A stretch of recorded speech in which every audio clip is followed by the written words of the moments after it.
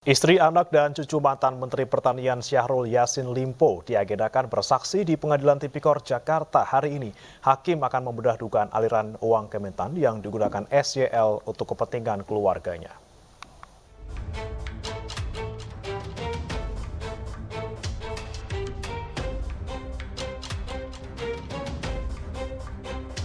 Jaksa KPK akan menghadirkan anggota keluarga mantan Menteri Pertanian Syahrul Yassin Limpo sebagai saksi dalam sidang kasus dugaan pemerasan dan gratifikasi di Pengadilan Tipikor Jakarta hari ini. Para saksi diantaranya istri, anak, hingga cucu SYL. Hakim dan jaksa akan mengkonfrontasi keterangan saksi-saksi sebelumnya, yakni sejumlah pejabat Kementan. Para mantan anak buah SYL itu mengaku kerap dimintai sejumlah uang oleh SYL yang digunakan untuk kepentingan keluarganya. Mulai dari pembelian mobil dan aksesorisnya, biaya perawatan wajah istri, pesta ulang tahun cucu, hingga renovasi kamar anak. Apalagi selain aksesoris mobil?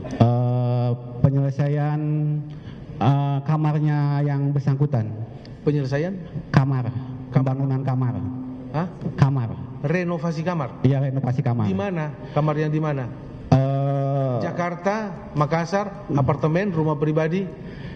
Sepertinya Jakarta, Yang Mulia. Jakarta ya? Iya. Apartemen? Tidak tahu yang ini. Oke.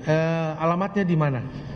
Saya lupa itu waktu itu kwitansinya, Yang Mulia. Yang jelas renovasi dia bilangnya itu. Renovasi rumah. Rumahnya Siap. siapa?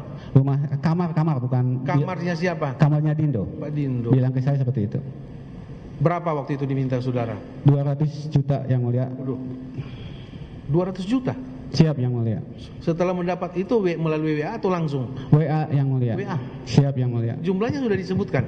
Disebutkan 2 kwitansi 100 Yang Mulia. Oh gitu. Enggak, waktu itu permintaannya 200 juta.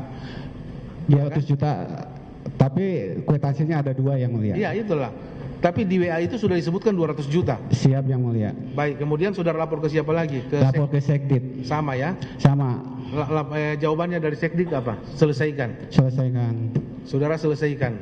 Siap. Sumber dana dari mana saudara ambil? Mohon maaf, Yang Mulia, itu karena di kantor belum ada uang saya yang dipinjam, Yang Mulia. Hah? Uang saya yang dipinjam. Banyak uangmu ya? Sejumlah pejabat Kementan juga kerap dimintai urunan untuk memenuhi kebutuhan SYL. Di antaranya pengadaan paket sembako untuk dibagikan saat bulan Ramadan, sumbangan ke pondok pesantren, pembelian hewan kurban, sewa jet pribadi, umroh, tagihan kartu kredit, hingga untuk Partai Nasdem.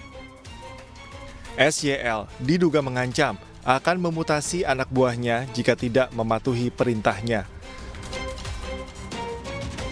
Sebelumnya SYL didakwa memeras anak buahnya dan menerima gratifikasi senilai total 44,5 miliar rupiah. Tim Liputan iNews melaporkan.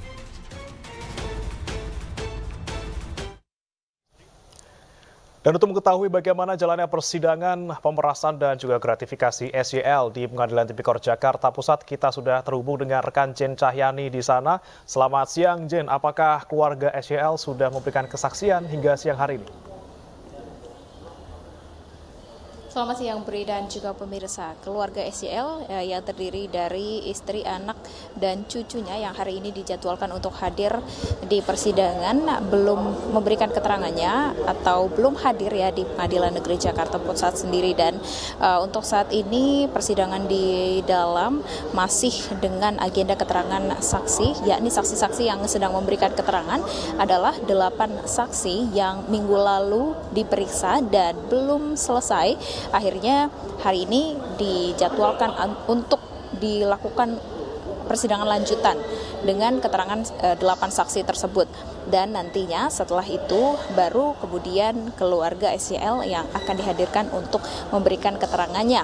Yakni diantaranya ada istrinya, anaknya dan cucunya. Dan sampai saat ini kami masih menunggu kehadiran dari ketiga keluarganya tersebut dan bagaimana keterangan yang akan disampaikan. Seperti yang kami sudah tadi bertanya-tanya ya kepada kuasa hukum dari SYL itu sendiri terkait bagaimana aliran uang yang digunakan oleh SYL sendiri untuk keperluan pribadi.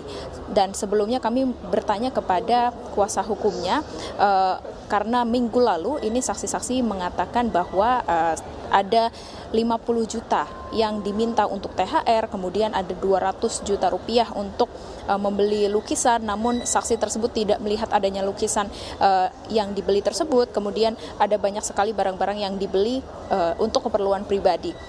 Namun tadi kuasa hukumnya menyangkal hal tersebut dan menjelaskan bahwa misalnya lukisan yang berharga 200 juta tersebut memang ada wujudnya, ada dipasang juga di Kementerian Pertanian, kemudian ada beberapa hal lain yang memang disangkal oleh kuasa hukum dari SYL sendiri. Maka dari itu nanti kita akan mendengarkan keterangan dari keluarga dari SYL, baik istri, anak maupun cucunya, apakah yang menjadi keterangan saksi-saksi yang sudah dinyatakan pada minggu lalu dan juga hari ini pada saat ini, apakah benar dan apakah mereka juga menikmati fasilitas-fasilitas yang dibeli dengan uang dari kementerian tersebut. Karena diketahui di sini banyak juga saksi yang mengatakan bahwa SYL ini meminta ke staf Biro Umum di Kementerian Pertanian untuk kemudian memberikan uang untuk membeli barang-barang tersebut yang digunakan secara pribadi, dan aliran tersebut masih belum diketahui apakah keluarganya juga menikmati fasilitas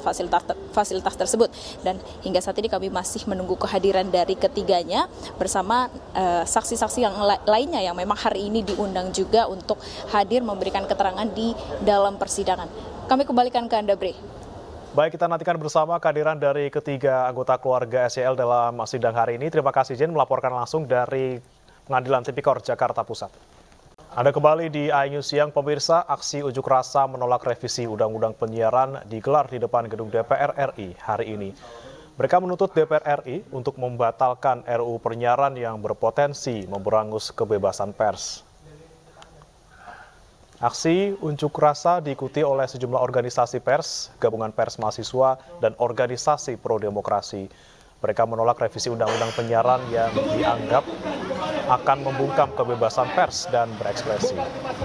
Salah satu pasal yang menjadi perhatian adalah pasal yang memberikan wewenang berlebihan kepada pemerintah untuk mengontrol konten siaran.